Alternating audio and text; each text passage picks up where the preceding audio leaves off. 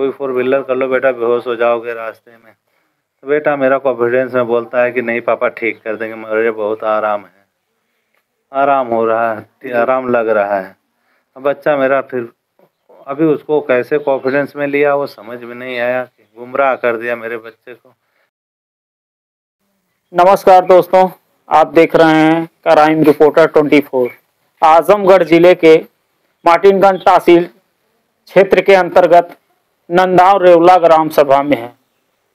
यहाँ एक घटना ऐसी घट गई कि पूरे समाज में देखिए हाहाकार मच गया। यह घटना तब घटी कि जब बच्चा स्कूल से आता है, जैसे ही अपने ही बगल घर में देखिए यही दाखिल होता है, लेकिन कुछ कारणवश जैसे ही वो घर में प्रवेश करने का प्रयास करता है, लेकिन अचानक उसको सर्प डस लेता है और सर्प डसते ही वह बच्चा खुद ही अपने हाथ से देखिए बांधा है और गाड़ी से यहाँ चलाकर जैसे ही डॉक्टर के पास पहुंचा, लेकिन डॉक्टर ने यही बताया कि मैं तुझे ठीक कर दूंगा। और परिजनों का कहना है कि वह बंगाली डॉक्टर यहाँ काफी दिन से यहाँ रह रहा है और 4,000 की उसने डिमांड की कि 4,000 में मैं आपके बच्चे को ठीक कर दूंगा। लेकिन 2 घंटे पूर्व जब बच्चे की काफी हालत गंभीर हो गई तो वहां से वो जवाब दे दिया। और यहाँ से ये लोग जैसे ही फूल लेकर ताहिर मेमोरियल हॉस्पिटल जाते हैं, वहां के डॉक्टरों का कहना है कि अगर पहले ही आप बच्चे को ले आते तो हो सकता बच्चा आज इस दुनिया में जीवित रहा हो। 80% चांस खत्म हो गया था। सवाल यह उठता है कि आखिर बंगाली डॉक्टर किस हालात में और किस देश में आज इतना बड़ा घटना को अंजाम दे दिया कि आज वह बच्चा इस दुनिया में नहीं है। अगर उसके समझ में नहीं आया, उसके बस का नहीं होता तो उसको रेफर कर देना चाहिए था और ऐसी केसे को उसको हैंडल करने की कोई ज़रूरत नहीं थी कि जहां आज उसके बस की बात नहीं। और आइए हम जानने का प्रयास करते हैं कि आखिर किन परिस्थितियों में इतनी बड़ी घटना घट गई कि आज पूरे गांव में और परिवार में मातम पसर गया। आइए उनके पिताजी हैं, माताजी हैं, आइए उनसे बात करते हैं। तो चाचा जी, मृतक का नाम क्या है? स्वराज यादव। आप क्या लगते हैं? पिता हैं। हाँ। तो आप कहाँ थे उस समय? मैं मुंबई में था भाई। तो घटना के बारे में क्या जानकारी है? हाँ, मैं घर से फोन गया कि भैया को सांप ने काट लिया जी। फिर वहाँ से मैं भैया को फोन किया कि भैया क्या हो गया, तो बोलता है पापा मैं आ गया हूँ ये बंगाली डॉक्टर के यहाँ और मैं ठीक हो जाऊंगा पापा, टेंशन लेने की बात नहीं है। तो बोला कैसे बेटा? बोलता है 3 पापा इंजेक्शन के लिए वो 4,000 मांग रहा है, इंजेक्शन लगवा लेता हूँ फिर देखता हूँ। मैं बोला बेटा चले जाओ तुम जौनपुर भाग के, अच्छे हॉस्पिटल में क्यों बेटा यहाँ आया तू? तो बोलता है पापा 4,000 मांग रहा है, बोलता है ठीक कर दूंगा। मैं बोला ठीक है बेटा दे दे उसको 4,000, जल्दी से मोबाइल में मार दे और दवा दे दे उसको, बोला और लेके वो दवा तू जा अब हटा करके बेटा कोई गाड़ी करके निकल जाओ। अपनी गाड़ी लेके तुम घर से गए हो बेटा, घर से मत जाओ गाड़ी पे, कोई 4 व्हीलर कर लो बेटा, बेहोश हो जाओगे रास्ते में। तो बेटा मेरा कॉन्फिडेंस में बोलता है कि नहीं पापा ठीक कर देंगे, मुझे बहुत आराम है, आराम हो रहा है, आराम लग रहा है। अब बच्चा मेरा फिर अभी उसको कैसे कॉन्फिडेंस में लिया वो समझ में नहीं आया, गुमराह कर दिया मेरे बच्चे को। फिर बच्चे की हालत 2 घंटे में खराब करके 2.5 घंटे में तब बोलता है मेरे बस की बात नहीं है। तो मौके पे आपके और भी परिवार वहाँ उपस्थित होंगे? और मौके पे मेरी वाइफ उपस्थित थी, खाली वाइफ ही घर पे रहती हैं भैया, और एक बच्चा मेरे साथ में वहाँ वैकेशन में गया था और स्वराज भैया मेरा रहता था। बाकी लोग भैया इतना, मैं मेरे दोस्तों को फ़ोन किया था, दिनेश जा करके वहाँ देखे हालत को, तो दिनेश भाई ने बोला कि डॉक्टर क्या पोजीशन है? गांव वाले पूछे तो बोलता नहीं ठीक हो गए, सब ठीक है, कोई दिक्कत नहीं है। डॉक्टर बोला कि ठीक हो जाएगा, कोई दिक्कत नहीं। सब लोग चले आए आधे जन। फिर दिनेश को मेरा दिल नहीं लगा, मैं दिनेश को, मेरे मित्र हैं दिनेश पासवान, उनको भेजा। वो बेचारे गए तो वहाँ से उनको पूछे कि क्या हो रहा है, तो उसको नहला रहा है बच्चे को, तो नहलाते देख वो भड़क गया। बोलता है कि भैया तू, तेरे पास का तो है नहीं, तू क्या करेगा, तेरे पास है क्या ये सब? और लेके फिर बस जल्दी रेफर करवा के फिर तब वही गए फूलपुर थाना, वहाँ फूलपुर हॉस्पिटल में।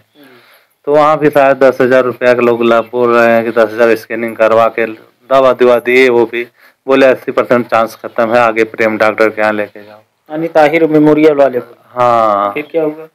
तो फिर वो लोग को 10,000 शायद दिए, पहले जमा किए। मैं बोला भैया जमा कर दो, और पैसा तो भैया दिनेश आता भाई जाता ही रहेगा। पैसा आता जाता रहेगा भैया। मेरा बच्चा हीरा था, इतनी डिग्रियां भैया रखा हुआ है कि पूछो मत। आज भी उसके पास इतनी डिग्री निकला है कि पूछिए। तो मौके पे जब आप लोगों ने ताहिर से वहां से निकला तो जौनपुर गए थे आगे भी? जौनपुर भी गए, हमारे साड़ू के लड़के थे, उनकी गाड़ी बुला करके, वो साहेबलाल थे और दिनेश भाई और 2-3 जन थे, तो वो लोग गए। फिर वो ताहिर के निकल वही लोग लेके गए। फिर ताहिर से निकल के वो लोग शाहगंज गए। शाहगंज जाते जाते वो अंबारी में ही बच्चा हमारा डेथ कर गया। फिर वहां से लेके आए लोग घर पे। घर पे से फिर रोते गाते लगे, तो फिर लोग बोले हम भैया माता कौन है, वहां चले जाओ। मैं रात में पैसा में बोला भैया पैसा मत देखो, अगर 24 घंटा में हो सकता है देवी जी ही जिला दें। जी जी भाई। तो 2 बजे 7 बजे रात तक, सुबह तक वो लोग लड़के को लेके आए। वहां पे कुछ नहीं हुआ, बोला मृत्यु हो गई है, कोई चांस नहीं है बच्चे का।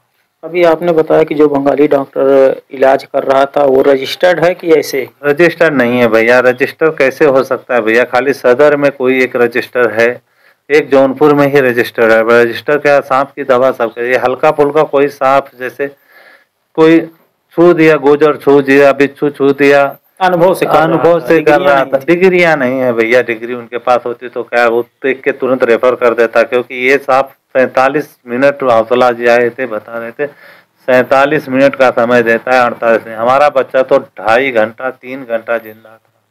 तो बेटे की मौत का आप कारण किसको मानते हैं? ये बस ये डॉक्टर रोका नहीं होता भैया यहाँ, तो हमारा बच्चा बच जाता। इसको बच्चे को सलाह देना चाहिए कि भोला बच्चा है, इसको तो बाबू कहीं आगे जाओ, तुम्हारे कोई परिवार में बुला लो। मेरे बस की बात नहीं है, तुम कैसे गाड़ी चला के आ गए, मैं इंजेक्शन लगा देता हूँ, ये लेके जाओ, मेरे बस की बात नहीं। लेकिन बच्चे को कैसा गुमराह करके पैसा कमाने के चक्कर में, 4000 रुपए के चक्कर में जान ले लिया बच्चे का। कितने बच्चे हैं? 2 ही बच्चे हैं। एक बच्चा चला गया अभी कि युवराज बचे हुए हैं। वो कर क्या रहे थे, पढ़ाई लिखाई? पढ़ाई भैया अभी बीएससी क्लियर किए थे, अभी एमएससी में नाम डाल के एमसीआई करने जा रहे थे भैया।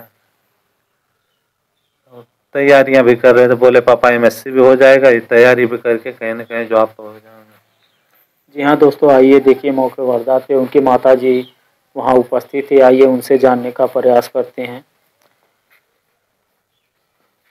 तो माता जी, जब आप बच्चे के पास गई तो बच्चे की स्थिति क्या थी?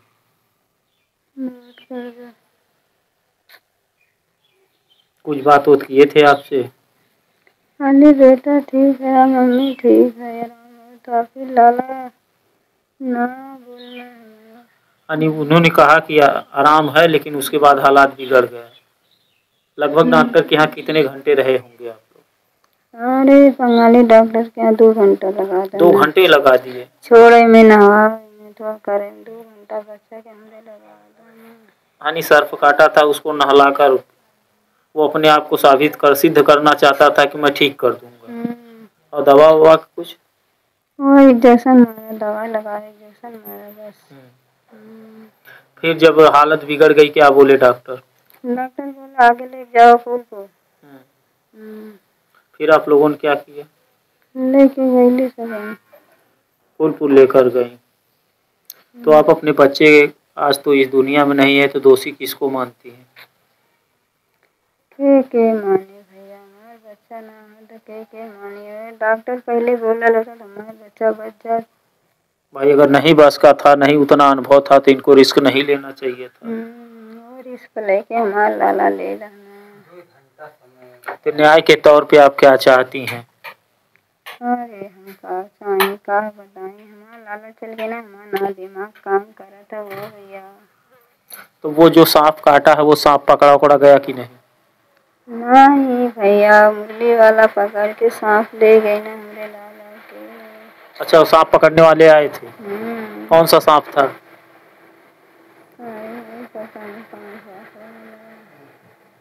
मोगरा। जी हाँ दोस्तों, कोबरा बताया जा रहा है। दूसरे संदिग्ध परिस्थितियों में यह वही स्थान है कि जहाँ बच्चे को आज देखिए सर्फ डस लिया और इस दुनिया को छोड़कर वह बच्चा चला गया। लेकिन परिजनों का यह आरोप है कि अगर वह बंगाली डॉक्टर समय रहते ही अगर वो जवाब दे दिया होता तो हो सकता है कि आज इस घर का चिराग बुझ नहीं जाता। सवाल यह है कि ऐसे डॉक्टरों को, ऐसे मरीजों को नहीं देखना चाहिए जब कोई डिग्रियां ना है, न कोई अनुभव है, तो इतना बड़ा रिस्क लेने की खामियां नहीं करनी चाहिए। और कमेंट में आपकी क्या प्रतिक्रिया है कमेंट में ज़रूर बताइएगा। और मिलते हैं किसी नेक्स्ट वीडियो में। आज के लिए इतना ही। जय हिंद, जय भारत।